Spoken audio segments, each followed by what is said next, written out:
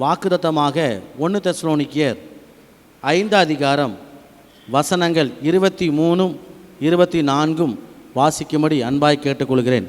1 Thessalonians chapter 5 verse 23 and 24. சமாதானத்தின் தேவன் தாமே உங்களை முற்றிலும் பரிசுத்தமாக்குவாராக.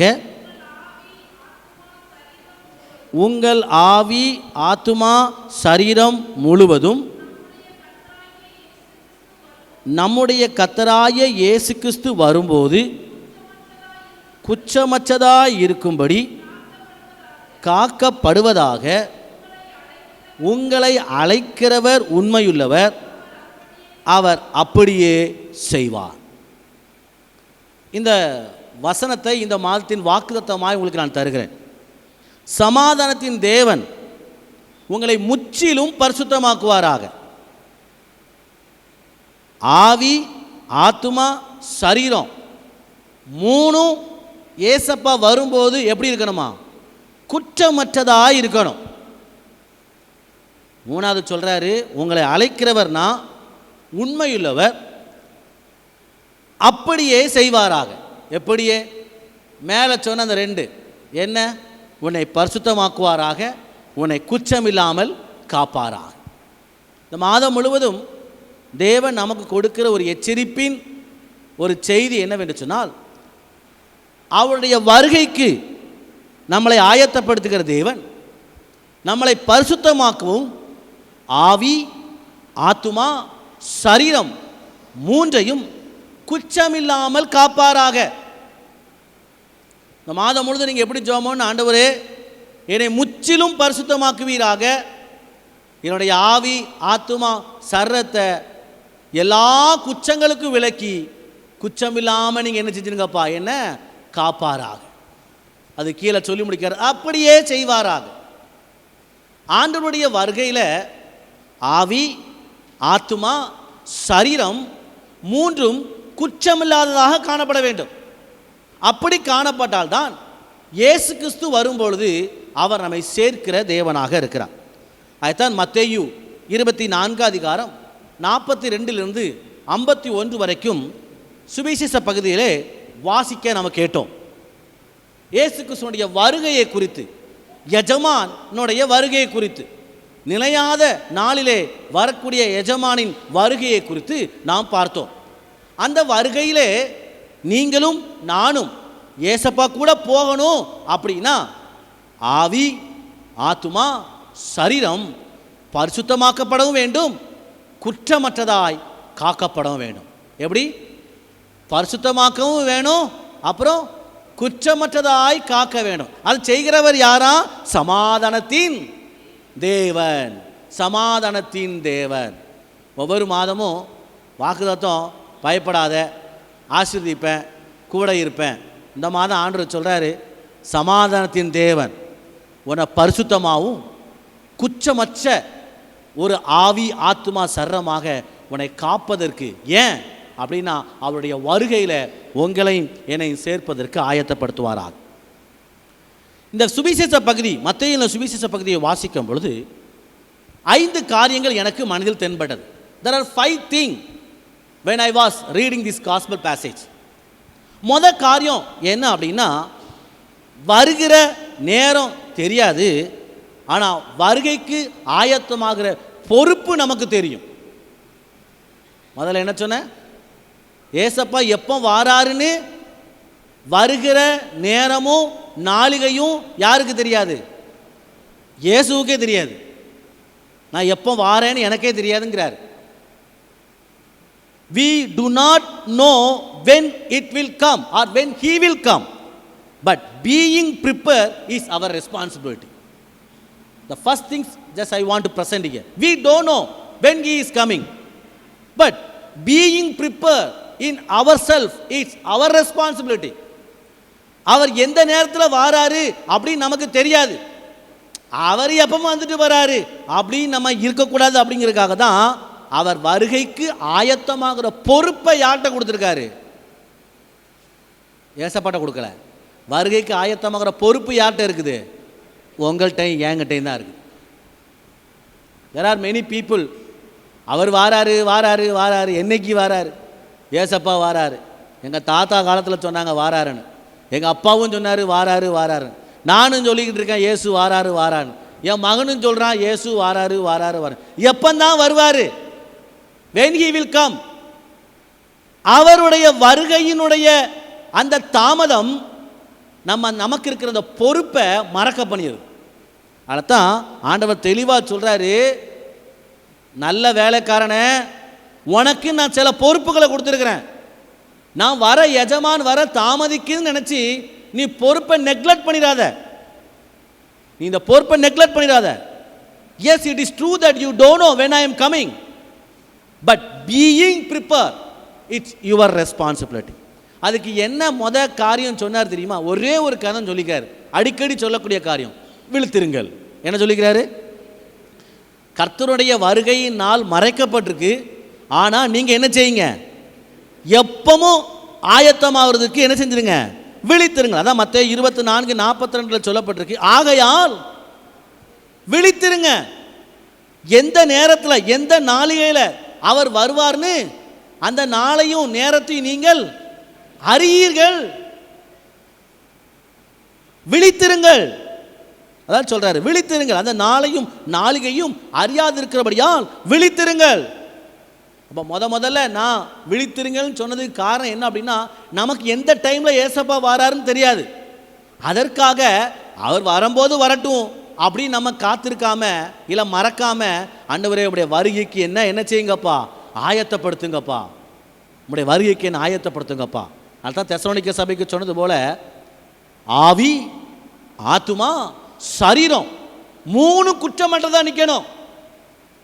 சரீரம் பாவத்தில் விழுந்துட்டு ஆவி மட்டும் நான் நல்லா பாட்டு பாடுறேன், நான் நல்லா ஆண்டவரை ஆராதிக்கிறேன், நான் நல்லா ஆண்டவருடைய வசனத்தை போதிக்கிறேன் அப்படின்னு எனக்குள்ள ஒரு எண்ணம் இருக்கும் அப்படின்னா, என் மாம்சம் பாவ சேற்று சிக்கியிருக்கிறதுனால ஆண்டவர் சொல்றாரு, இந்த மாதத்தில் நான் உன்னை எச்சரிக்கிறேன், உன் ஆவி, உன் ஆத்துமா, உன் சரீரம் 3ல் ஏதாவது ஒரு பிரச்சனைனா என் வருகைக்கு நீ பாத்திரவானா இல்லாமல் நீ போயிடுவ. அவைகள் குற்றமற்றவையாய் நிற்க வேண்டும் என்று சொன்னால் நீ வருகைக்கு ஆயத்தப்படு, விழித்திரு. 2வது எங்க விழித்திரு என்று சொல்கிறார்? மத்தேயு 26:41 எடுத்து வாசித்து பார்த்தால் அவர் சீஷர்களுக்கு கூறுகிற ஒரு வார்த்தை, சோதனையில் நீங்க சோதனையில் சிக்கிறாதபடி விழித்திருந்து. அப்ப எப்பவும் நம்மளை விழத்தள்ளக்கூடிய சோதனை எங்க தான் இருக்குது? பக்கத்திலே தான் இருக்குது. இப்போ 2வது எதுக்கு விழித்திருக்க சொல்றாரு? சோதனையில் உன் ஆவி, ஆத்துமா, சரீரம் எதில் சிக்கிறோம்? எதில் சிக்கிறோம்? சோதனையில் சிக்கிறோம். எங்கிட்ட சோதனை வருதுன்னு தெரியாது. சீசர்களை பார்த்து சொன்னார், சோதனை எப்படி வருதுன்னு தெரியாது, அதனால நீங்கள் கொஞ்ச நேரம் ரெஸ்ட் எடுத்து தூங்கிட்டு இருங்க அப்படின்னு சொல்லல. தூங்கிக்கிட்டு இருக்க ஆளை பார்த்து தான் சொன்னார், எந்திப்பா, சோதனையில் விழுந்துடாத, நான் ஜெபம் பண்ணிட்டு இருக்கேன், நீ விழுந்துடக்கூடாதுன்னு. ஆனால் நீ என்ன பண்ணிக்கிட்டு இருக்க சொல்லுங்க. சிலவங்க சோதனை சர்ச்சுக்குள்ள வந்தே தூக்கம் வருது. ஆண்டவர் உங்களை பார்த்தா சொல்றாரு, உங்களுக்கு தூக்க சோதனை வருது பார்த்தீங்களா, சோதனையில் விழுந்துடாத, வசனத்தை கவனமாக கேளு. சோதனையில் விழுந்துடாதபடி எப்படி இருக்கணுமா? நம்ம விழித்திருக்கணும், விழித்திருக்கணும். நிறைய எச்சரிப்பின் செய்தி, நிறைய சோதனை, ஆவி, ஆத்துமா, சரீரத்தை மாசுபடுத்தக்கூடிய அநேக சோதனைகள் உன்னை சூழ்ந்திருக்கும். வாலிப தம்பி, வாலிப தங்கச்சி, உன்னை சூழ்ந்திருக்கிற அநேக பாவ சேற்றுகள். ஆண்டவர் சொல்றாரு, அதை நீ சிக்கிட்ட, நீ என் முன்னாடி வந்து நிற்க முடியாது, அதனால நீ விழித்திரு. 3வது எங்க விழித்திரு என்று சொல்கிறாரு சொன்னால், 1 பேதுரு 5:8 வசனத்தில், 1 பேதுரு 5, 1 Peter chapter 5:8, தெளிந்த புத்தி உள்ளவர்களாக இருங்கள், விழித்திருங்கள். விழித்திருங்கள், ஏனெனில் உங்கள் எதிராளியாகிய பிசாசானவன் கெச்சிக்கிற சிங்கம் போல எவனை விழுங்கலான்னு அவன் வகை தேடி சுற்றி திரிகிறான்.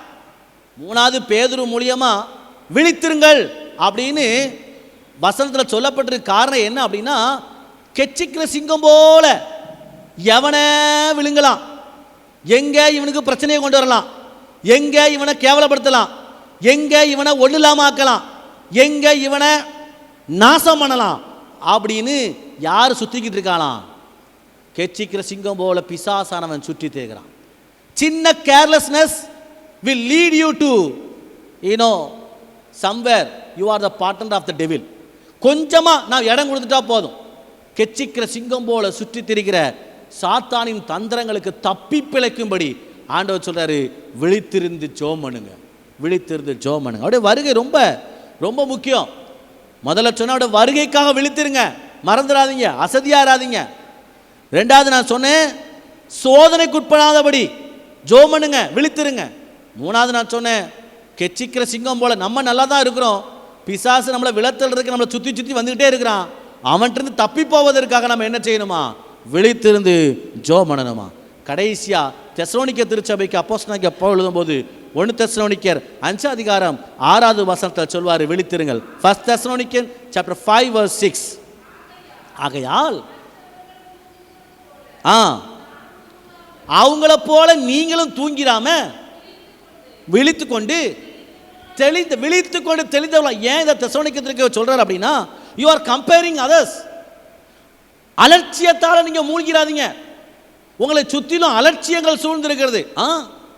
இவன் நல்லா தான் இருக்கிறான், இவன் சோம் பண்ணவும் இல்லை, பயில் பிடிக்கவும் இல்லை, ஒன்றும் பண்ணவும் இல்லை, இவனுக்கு ஒரு பிரச்சனை வரவே இல்லையே, பின்ன நான் சோம் பண்ணுறேன் பயில் பிடிக்கிறேன், எனக்கு மட்டும் ஏன் இந்த பிரச்சனை? கேட்டக்கூடாது. Don't compare your life with others. அலட்சியமாக இருந்துடக்கூடாது, விழித்திருங்க.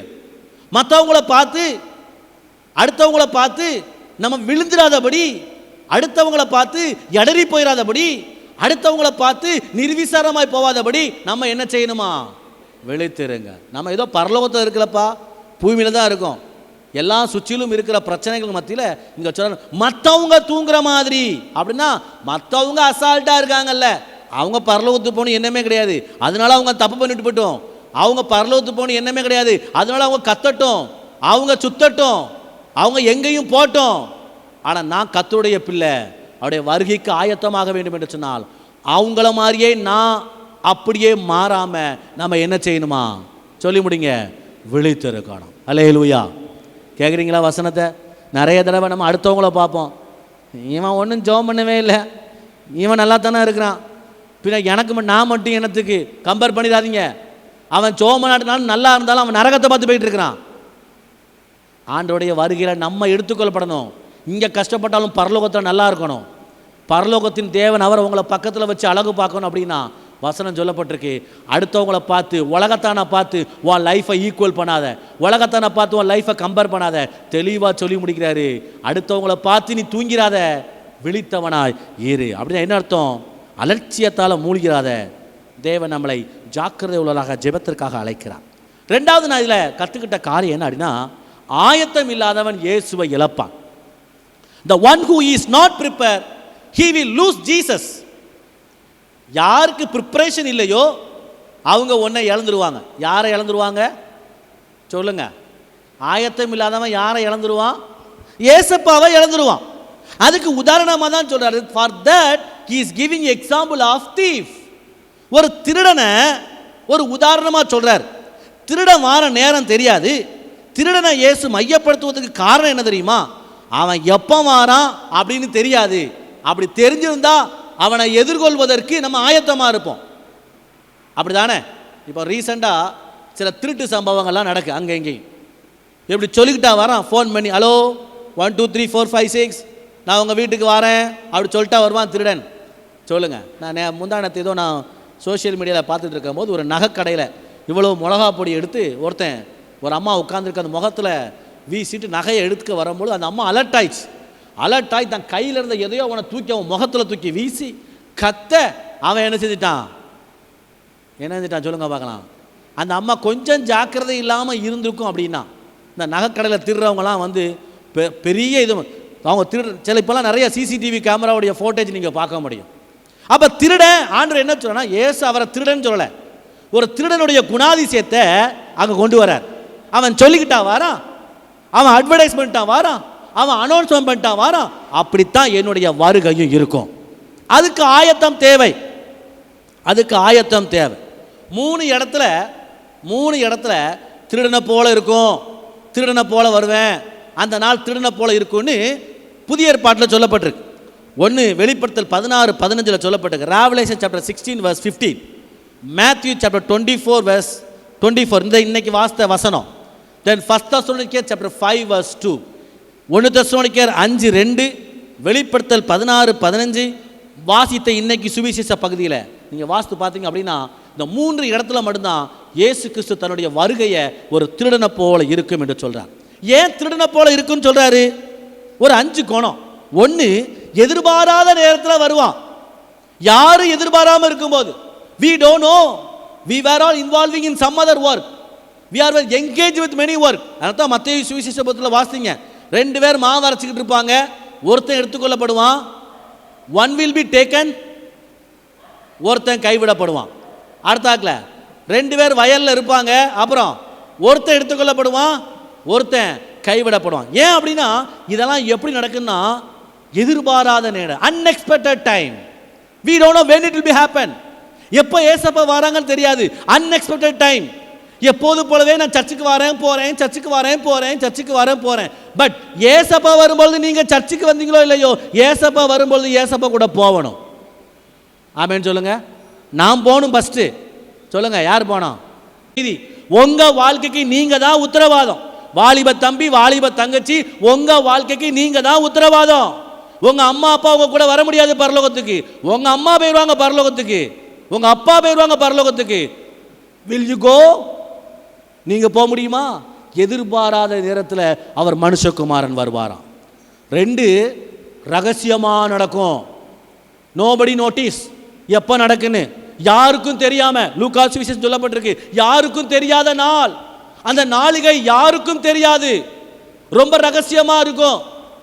அவரோடு கூட நான் போகணுமே. இந்த பூமியில் நான் 40 வருஷம் வாழ்கிறேன், 50 வருஷம் வாழ்கிறேன், 60 வருஷம் வாழ்கிறேன், 70 வருஷம் வாழ்கிறேன், ஆனால் நான் ஏசப்பா கூட வாழணுமே. 3வது என்ன தெரியுமா? ஆயத்தம் இல்லாதவனுக்கு குறி வைப்பான். திருடனுடைய என்ன தெரியுமா? நம்முடைய மைண்டை டைவெர்ட் பண்ண மாதிரி இருக்கும். நம்ம ப்ரிப்பேர் இல்லாமல் இருப்போம். சொல்லுங்க, நம்ம பொருளை என்ன செஞ்சிருவான்? எடுத்துகிட்டு போயிடுவான். ஆயத்தம் இல்லை என்று சொன்னால், ரொம்ப கவனமாக இல்லை அப்படின்னா நம்மகிட்ட இருக்கிற பொருளை நம்ம இழந்துருவோம். நீங்கள் கவனம் இல்லாமல் இருப்பேன்னா இயேசு இழந்துருவீங்க. சிலரான நதிகளில், குளங்களில், அருவிகளில் குளிக்க போகும்போது பிள்ளைகள்கிட்ட சொல்லுவேன், செயின் பத்திரம். கடலில் மெரினா பீச்சுக்கு போகும்போது சொல்லுவேன், செயின் என்ன செய்த சொல்ல முடியுங்க, பத்திரம். சின்ன பிள்ளைங்களாக இருந்தால் செயினில் அவங்க அம்மா என்ன செய்வாங்க? ஒரு ஊசியை என்ன செய்வாங்க? சொல்லுங்கள், குத்தி விடுவாங்க. எதுக்கு?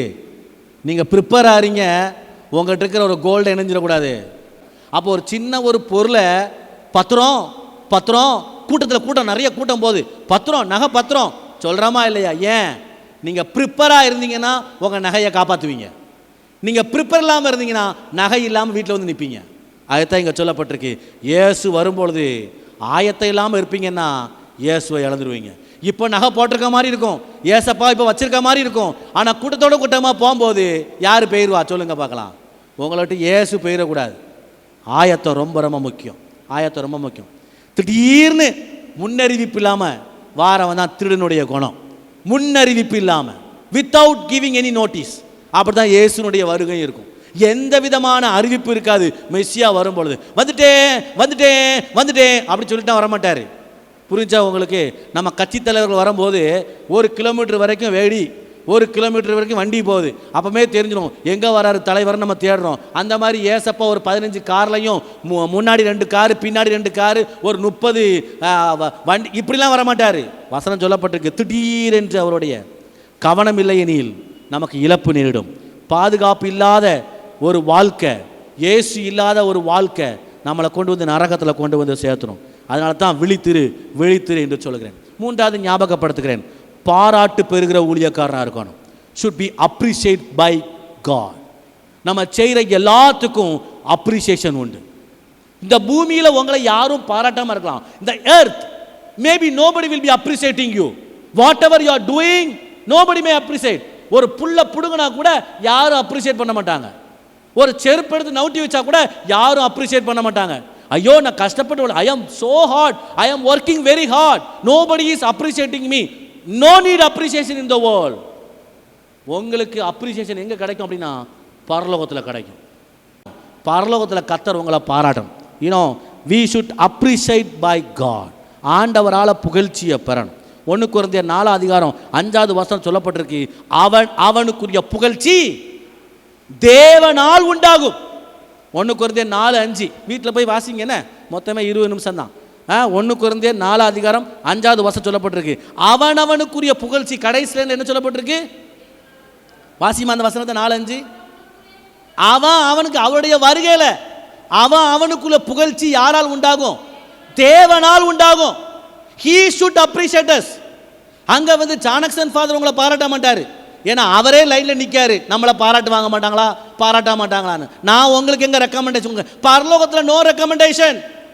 நாங்களே உள்ள போய் நின்று என்னடா நமக்கு நீதியின் கிரீடம் தருவாரா, ஜீவ கிரீடம் தருவாரா, நாங்க உட்கார்ந்துக்கிட்டு இருப்போமே ஒழிய உங்க மேலாம் அக்கறை இருக்காது எங்களுக்கு. பூமியில் அக்கறைப்படுவோம். ஃபாதர் ஓடி ஓடி ஜோம் பண்ண வருவார், நான் நல்லா இருக்கீங்களான்னு கேட்பேன். ஆனால் பரலோகத்துக்கு போகும்போது நீங்களும் நானும் ஒரே போஸ்டில் தான் உட்கார்ந்துருப்போம். நீங்கள் நன்மை செய்தால் உங்களுக்கு மேன்மை இல்லையோ, பாஸ்டர் நான் நன்மை செய்தால் எனக்கு மேன்மை இல்லையோ, த ரிவார்ட் இஸ் இன் ஹெவன். ஆண்டவர் தான் தரணும், பாராட்டு ஆண்டவர் கொடுக்கணும். நல்லா யோசித்துக்கோங்க. பூமி உங்களை நம்புதோ இல்லையோ, இந்த கேம்பஸ் உங்களை நம்புதோ இல்லையோ, பரலோகம் உங்களை நம்புது. விசுவாசிங்க ஆமேன்னு சொல்லுங்களேன். பரலோகம் என்ன நம்புது? நீங்க பரலோகத்துக்கு வேணும் அப்படின்னு பரலோகம் உங்களை நம்புது. அதனால தான் ஆண்டவர் தாமதிக்கிறாரு. அதான் சொல்ல, நான் போயிட்டு சீக்கிரம் வாரேன்னு சொல்லல, இதோ நான் சீக்கிரமா வாரேன்னு சொல்லிக்கிறாரு. ஆனா சொல்லிக்காரு, நான் ஆயத்தம் பண்ணி வச்சுட்டு வரேன்ப்பா, அரைகுறையா வீட்டை போட்டு வர மாட்டேன். என்ன பண்ணிட்டு வரேன்னு சொல்லுங்க? ஆயத்தம். நான் வீட்டை ஆயத்தம் பண்ணிட்டு இருக்கிறேன். இன்னும் நிறைய பேர் வரணும், இன்னும் நிறைய பேர் வரணும், இன்னும் நிறைய பேர் வரணும், தினமும் வரணும். அவனுக்குரிய பாராட்டு. அதனால தான் வெளிப்படுத்தல் 22:12 சொல்லப்பட்டிருக்க revelation chapter 22:12 says, gift is with me, with him. அவர்கிட்ட தான் இருக்குது பரிசு. அவர் தூதர்கள்ட்ட கூட கொடுத்து வைக்கல. சில டைம் நான் இங்கே கிஃப்ட் கொடுக்கும்போது, தம்பி நீ அந்த கிஃப்ட்டை வச்சுக்கோ, அவர் தான் தட்டில் வச்சு கொண்டு வருவார். அப்புறம் இவர் எடுத்து கொடுப்பார், இவர் சால்வை போடுவார். ஒரு ஆளை வரவேற்கிறதுக்கு இவ்வளோ செய்வோம். பரலோகத்தில் ஆண்டவர் தூதர்களுக்கெல்லாம் அந்த ரெஸ்பான்சிபிலிட்டி கொடுக்கல. பரலோகத்தில் யாருக்கு ரெஸ்பான்சிபிலிட்டியா? அவர்கிட்ட தான் கிஃப்டே இருக்குதான். 1 யோவான் 2:28 சொல்லப்பட்டிருக்கு, அந்த பாராட்டை நம்ம பெறணும். 2 தீமோத்தேயு 4:7 சொல்லப்பட்டிருக்கு, நீதியின் கிரீடமாகி அந்த பாராட்டை பெறணும். கடைசி அந்த ஒரு வசனத்தை வாசிருங்க, 1 பேதுரு 1:7 வாசித்து பாருங்க. நான் திரும்ப திரும்ப வாசித்த அந்த வசனத்தை, 1 பீட்டர் சாப்டர் 1:7. 1 பேதுரு 1:7. Everybody should take, everybody should take 1 Peter chapter 1:7. 1 பேதுரு 1:7. என்னெல்லாம்? ஃபர்ஸ்ட் புகழ்ச்சி, கணம், மகிமை. ஏசப்பா வரும்போது எனக்கு இந்த 3 வேணும். என்னெல்லாம் வேணும் சொல்லுங்க பார்க்கலாம்? புகழ்ச்சி, கணம், மகிமை. கேட்டுக்கொண்டிருக்கான தேவனுடைய பிள்ளைகளை, ஏசப்பாட்ட பாராட்டு பெறணும். நீங்கள் குழம்பு வைக்கிறீங்க, வச்சுட்டு நல்லா இருக்கக்கூடாதுன்னா குழம்பு வைப்பீங்க. சாப்பிட்டுட்டு 4 பேர் என்ன சொல்லணும்? நல்லா இருக்கு. நம்ம குடிச்சு பார்த்துட்டு நல்லா இல்லாட்டினாலும் அதை மேக்கப் பண்ணுறதுக்கு என்னெல்லாம் ட்ரை பண்ணுறோம். புளியை ஊற்றி பார்க்குறோம், உப்பு போட்டு பார்க்குறோம். நம்ம சாட்டிஸ்ஃபை ஆன பின் தான் அடுத்தாக்கில் புருஷன் வாயில் வைக்கும்போது வாயை பார்த்துட்டே இருப்போம். நல்லா இருக்குன்னு சொல்ல, நல்லா இருக்குன்னு சொல்லாடினாலும் பரவாயில்ல, சத்தம் காட்டாமல் தின்னாலே நமக்கு போதும். இருக்குதா, தோணுதா? ஒரு சாப்பாட்டு இவ்வளோ தோணுது என்று சொன்னால், பரலோகத்தில் எனக்கு பாராட்டு வேணும். நான் பரலோகத்தில் வெறுமையாக போய் நிற்கக்கூடாது. பரலோகத்தில் என் கிரீடத்தில் முத்து இருக்கணும். நீதியின் கிரீடமாகிய அந்த கிரீடத்தில் முத்து இருக்கணும். வருகையில் நான் எம்டியா போய் நிற்கக்கூடாது. இங்கே உலகம், இந்த பூமியில் நான் எம்டியா நிற்கிறேன். காசு இல்லை, பைசா இல்லை, ஒன்றுமே இல்லை, கஷ்டம், பாடு, அவமானம், நிந்தனை. நல்லா தான் செய்கிறேன், ஆனால் எனக்கு திட்டு. நல்லா தான் செய்கிறேன், என்கிட்ட பேசலை. நல்லா தான் செய்கிறேன், என்ன ஒரு மாதிரி பார்க்குறாங்க. எல்லாம் ஒரு மாதிரி பார்க்கணும், 2 மாதிரி பார்க்கட்டும். பரலோகத்தில் போனால் நான் செஞ்ச அத்தனைக்கும் எனக்கு கிரீடம் உண்டு. இந்த பூமியில் உங்களை பாராட்டினாலும் பரவாயில்ல, இந்த பூமியில் உங்களுக்கு அப்ரிசியேஷன் பண்ணட்டாலும் பரவாயில்ல, பரலோகத்தில் உங்களுடைய பலன் மிகுதியாக இருக்குது. ஆமேன்னு சொல்லுங்களேன், ஆமேன்னு சொல்லுங்களேன். ஆண்டவர் கடைசியாக 4வது சொல்லி முடிக்கிறேன், அவர் தாமதிக்கிறாரு அப்படின்னு நம்ம யோசித்து நம்ம கொஞ்சம் வெயிட் பண்ணிட்டோம் அப்படின்னா நம்முடைய முடிவு தவறான. Thinking there is delay for Christ is dangerous for yourself. நம்ம நினச்சிக்கிட்டு இருப்போம் அவர் தாமதிக்கிறாருன்னு நினச்சிக்கிட்டு இருக்கோம்ல, அந்த நினைப்புலே நம்ம அவர் தாமதிக்கிறார், அவர் வரட்டும் வரட்டும் வரட்டும் அப்படின்னு நம்ம தாமதமாக யோசிச்சுக்கிட்டு இருக்கிறது நமக்கு ரொம்ப டேஞ்சரஸ் ஆயிரும். நம்ம வேற பாதையில் போயிடுவோம். அதுதான் பிரசங்கி 8:11 சொல்லப்பட்டிருக்கிறது.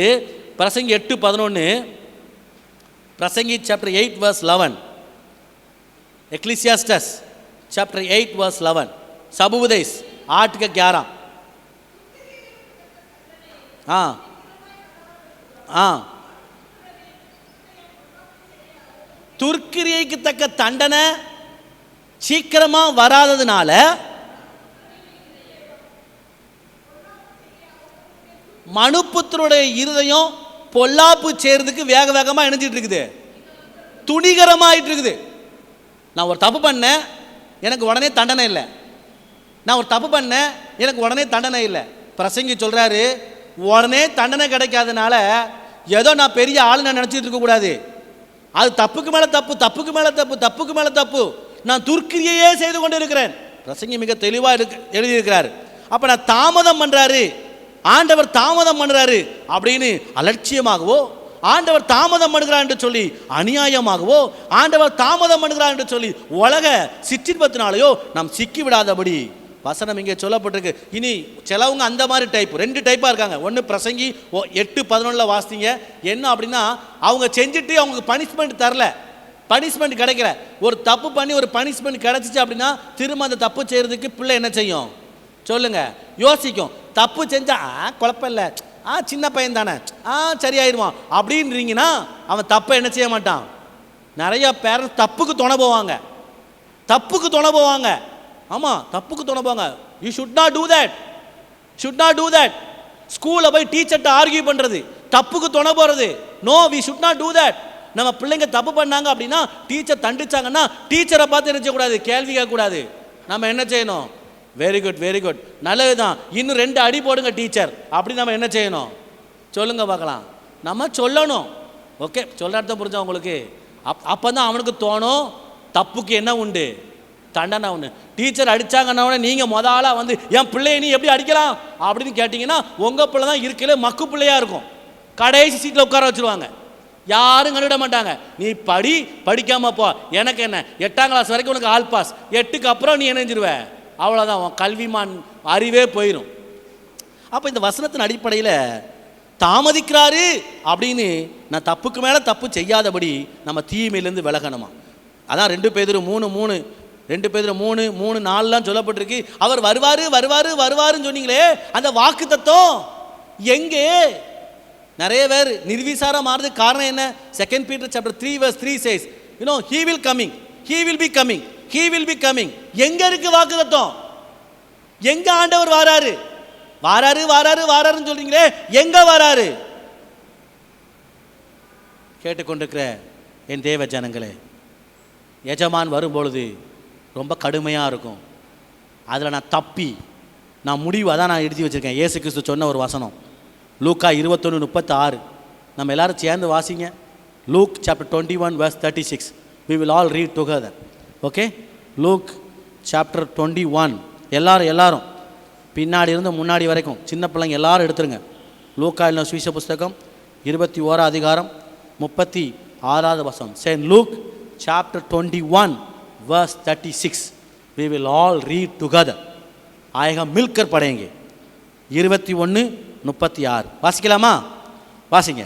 ஆகையால் இனி சம்பவிக்க போகிற இவைகளுக்கெல்லாம் நீங்கள் தப்பி மனுஷகுமாரனுக்கு முன்பாக நிற்க பாத்திரவான்களாக எண்ணப்படுவதற்கு எப்போதும் ஜெபம் பண்ணி விழித்திருங்கள் என்றார். நான் அன்றரை எப்படி பண்ணிக்கன்னா, இதுக்கு தப்பி அவருக்கு முன்னாடி நிற்கணும் அப்படின்னா நான் எப்பவுமே என்ன செய்யணும் சொல்லுங்க பார்க்கலாம்? ஜெபம் பண்ணி கொண்டு விழித்திருக்கணும். எப்பவும் ஆண்டவர் சொன்ன வார்த்தையை ஞாபகப்படுத்தணும். ஆண்டவரே, இந்த உலகத்துக்கு தப்பி நான் உங்களுக்கு முன்னாடி நிற்கணும். நான் உலகத்துக்கு தப்பி, உலக கிரியைக்கு தப்பி, உங்களுக்கு இப்படிதான் இருக்கு பாருங்க, அதுக்கு தப்பி ஏசப்பாக்கு முன்னாடி நிற்கணும்.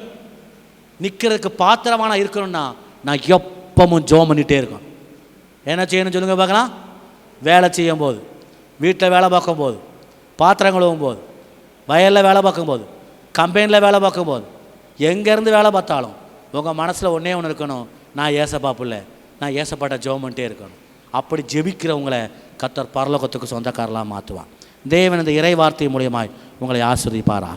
தொடர்ந்து நம் ஜெப சிந்தியோடு கூட நம்ம எல்லாரும் முழங்கால் படிடுவோம். நம் ஜெப சிந்தியோடு கூட காத்திருப்போம்.